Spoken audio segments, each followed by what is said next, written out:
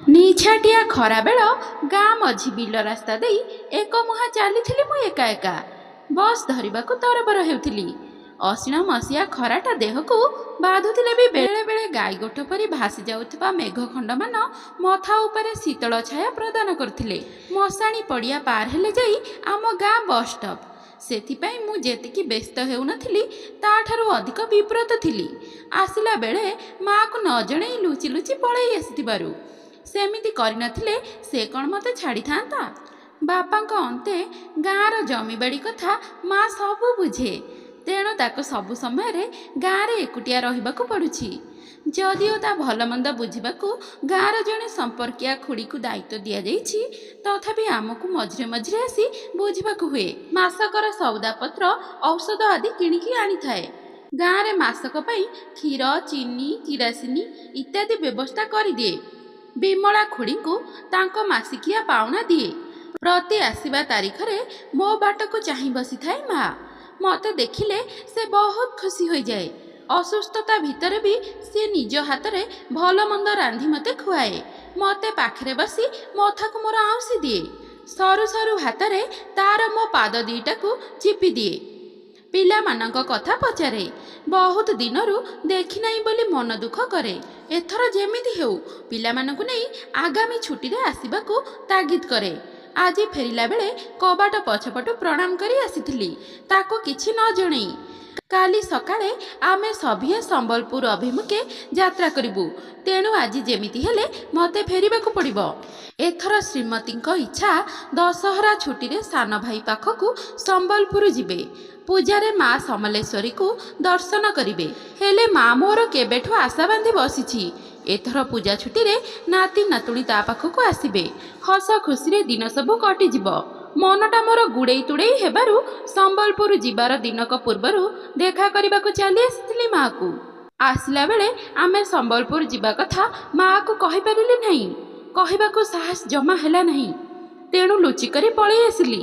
आउ अल्प बाट परे पिचु सड़क। सेठारु अल्प समय मध्यरे बस मिली जिवो। सड़क कड़ चा दुकानटी खोलिलाणी बोधुए। दुकान चाल डेई धुआं उठुची आकाश छुई।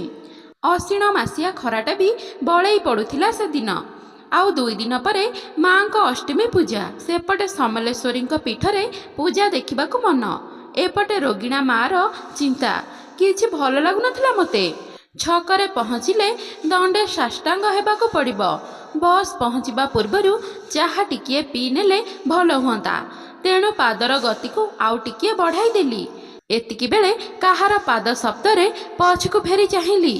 सुनसान श्मशान भितर देई स्त्री लोकटी आसुथिला एका एका। आश्चर्य होईगली मु तांको देखिकी। निछाटिया खरा बेले एका एका आसुथिबार तांको देखी मु आश्चर्य होईगली। कारण निछाटिया बेले एठारे लुटपाट हेबार नजर रहिछि। एई तो अल्प दिन तले दुर्घटनाटिए घटिथिला एई बाटरे। पचारिली, माँ ए निछाटिया रास्ता रे तू एका जे, तते कोन भय लागुनी? स्त्री लोकटी अल्प हसी देला। कहिला, काहेकि? मो सांगरे मो पुओ अछि परा। मो नजर बुलीगला। अल्प दूरतरे निज ठारु हाते उच्च साइकेल को पेली पेली आसुथिला 7-8 वर्षर बालकटिए।